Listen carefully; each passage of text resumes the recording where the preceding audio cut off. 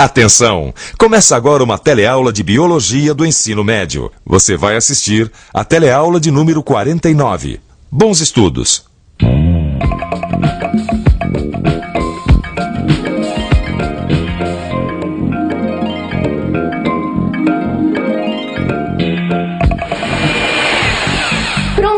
Tá aqui o remédio da vovó. Ah, ainda bem, porque o remédio dela já está no fim e ela não pode ficar um dia sem tomar insulina. É, eu sei, ela tem diabetes. Acontece que o organismo dela não produz insulina suficiente. Então a quantidade de açúcar no sangue fica muito alta. Aí já viu, né? Mas como é que é fabricada essa insulina vendida como remédio? Isso é o que nós vamos ver na teleaula de hoje. Nessa teleaula você vai conhecer o DNA, o material genético de todas as células dos seres vivos. Vai ver como esse DNA determina a síntese de RNA e, consequentemente, das proteínas. E, por fim, você vai ver que hoje já é possível introduzir genes humanos em bactérias, plantas e animais.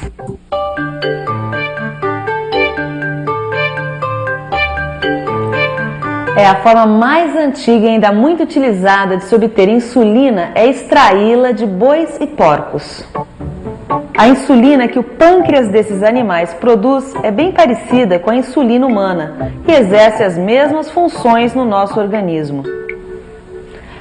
Mas acontece que tem muita gente que é alérgica a essa insulina extraída de bois e porcos. Por isso que o homem teve que desenvolver um outro método para produzir insulina, a partir de bactérias. Para você entender direito como é esse processo, você precisa conhecer primeiro um ácido nucleico, o DNA. Primeiro o RNA, agora o DNA. Essa pessoa gosta mesmo de fazer a gente pesquisar, hein? Bom, o RNA a gente já sabe, né, que é necessário para a produção de proteínas no nosso organismo. Mas e esse DNA, hein? Olha só, Renato. O RNA é sintetizado a partir de um outro ácido nucleico, o DNA, ácido desoxirribonucleico. Quer dizer então que o DNA é responsável pelo RNA, que é responsável pelas proteínas? O DNA é que determina qual a sequência das bases nitrogenadas do RNA. Assim como o RNA, o DNA também é formado por unidades. Uma unidade de açúcar, uma de fosfato e bases nitrogenadas. Mas ao invés de ser uma cadeia simples como o RNA, o DNA é uma cadeia dupla. Bom, as bases nitrogenadas que entram na composição do DNA são adenina A, citosina C, guanina G e timina T.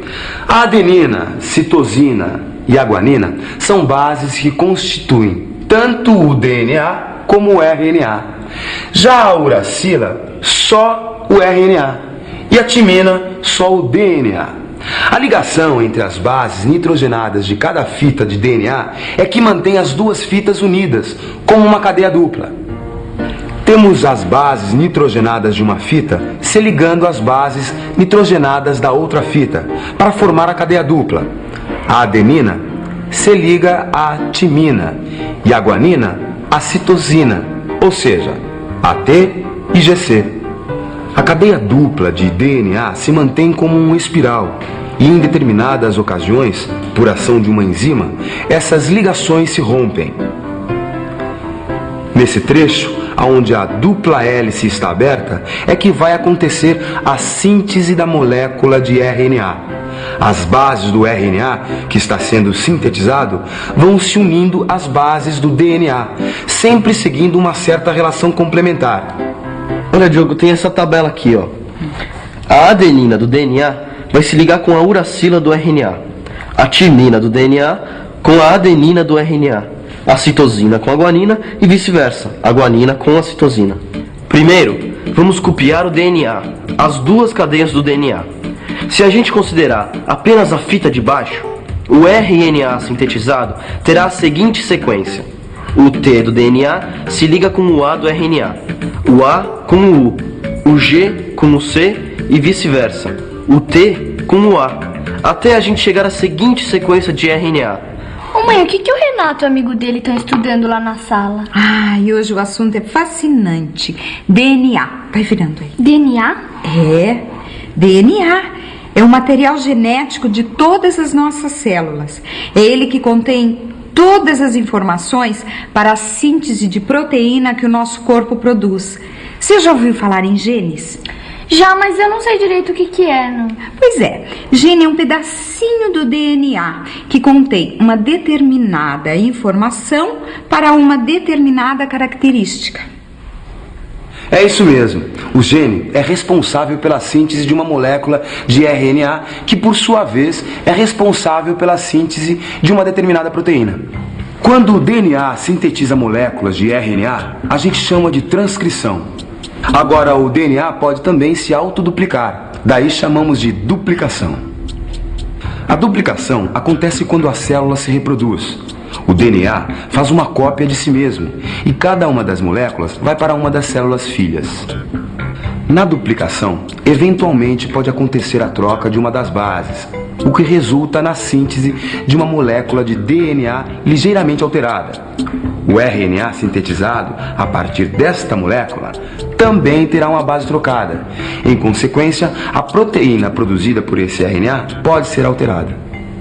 A troca de uma base do DNA provoca a síntese de um RNA diferente, que vai produzir uma proteína também alterada. Quando isso acontece, chamamos de mutação. Eu sei que todas as nossas características são determinadas geneticamente. Como assim? Como assim? A cor dos olhos, a cor da pele, o jeito do cabelo, a produção de cada um dos nossos hormônios, o tipo de sangue, tudo isso está nos genes, nessas informações contidas no DNA. E essas informações são passadas de geração para geração. Então quer dizer que tudo que eu sou está nos meus genes, nos DNAs. Isso. E esses genes vêm de você e do papai. Exatamente. Metade da mamãe, metade do papai. E essas informações são passadas através dos gametas. Ah, os gametas também têm DNA? Claro, os gametas também têm DNA. Cada célula de um indivíduo tem cópias do seu DNA. As bactérias também têm DNA como material genético e produzem RNA para sintetizar proteínas. A bactéria da espécie Escherichia coli tem um segmento de DNA que possui de 4 a 5 mil genes. Além disso, essa bactéria tem porções circulares de DNA espalhadas pelo citoplasma, que são os plasmídios. Quando a célula da bactéria se multiplica, cada célula filha recebe cromossomos e plasmídios iguais aos da célula mãe. As bactérias se reproduzem muito rapidamente. A Escherichia coli leva cerca de 20 minutos para se multiplicar e produzir outras células. A cada multiplicação, todo o material genético é duplicado, inclusive os plasmídios. Os plasmídios não são essenciais para a vida da bactéria, por isso é que eles podem ser utilizados para a produção de proteínas que o homem precisa.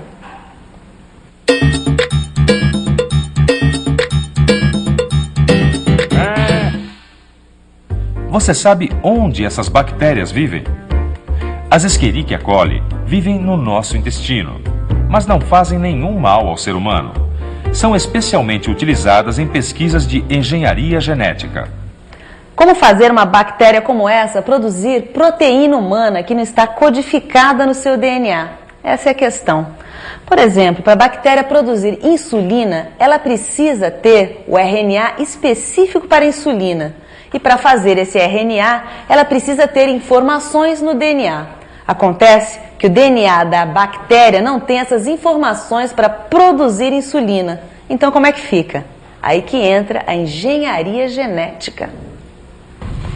Atualmente, é possível introduzir segmentos do DNA humano no DNA de algumas bactérias. Nossa, que legal, cara. Você já pensou nisso?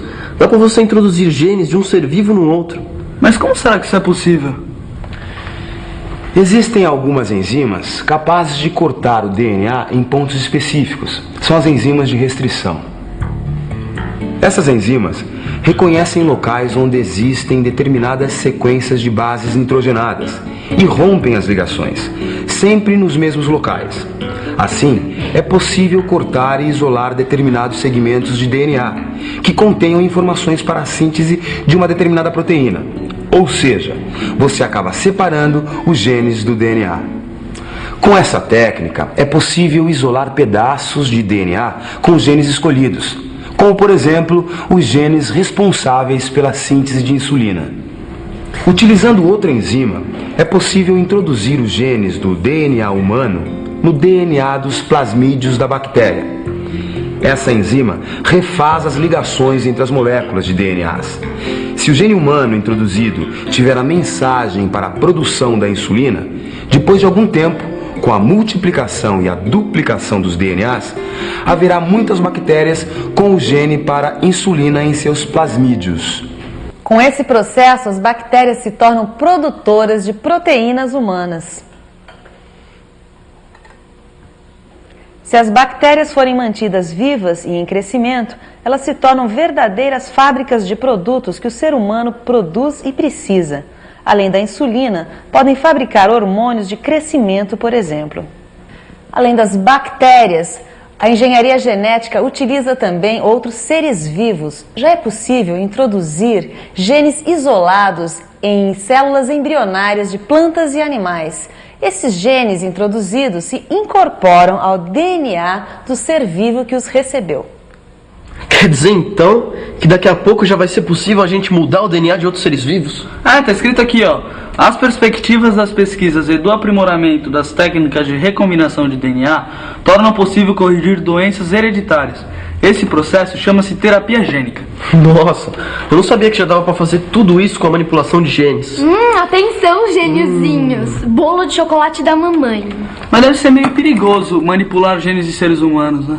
Bom, enquanto meu amigo Diogo aqui se preocupa com o futuro da biotecnologia, eu vou atacar esse bolo de chocolate delicioso. E você fica com a revisão.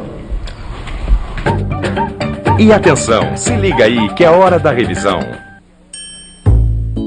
Na teleaula de hoje, você viu que o DNA, material genético de todas as células vivas, é formado por uma cadeia dupla de açúcar, fosfato e bases nitrogenadas. Quando essa dupla hélice se rompe, podem acontecer dois processos. A transcrição, quando o DNA sintetiza moléculas de RNA que vão, por sua vez, sintetizar as proteínas. Ou pode acontecer também a duplicação, quando o DNA faz uma cópia de si mesmo. Você viu também que, nas bactérias, uma parte do DNA pode ficar em estruturas chamadas plasmídeos, espalhadas pelo citoplasma das células. Técnicas de engenharia genética já desenvolveram processos que introduzem os genes humanos em bactérias e as transformam em verdadeiras fábricas de substâncias que o homem precisa. Não falei que essa teleaula era fantástica? Gostou, né? Se você gostou dessa, aguarde a nossa próxima teleaula. Será a última do curso de Biologia. Até lá!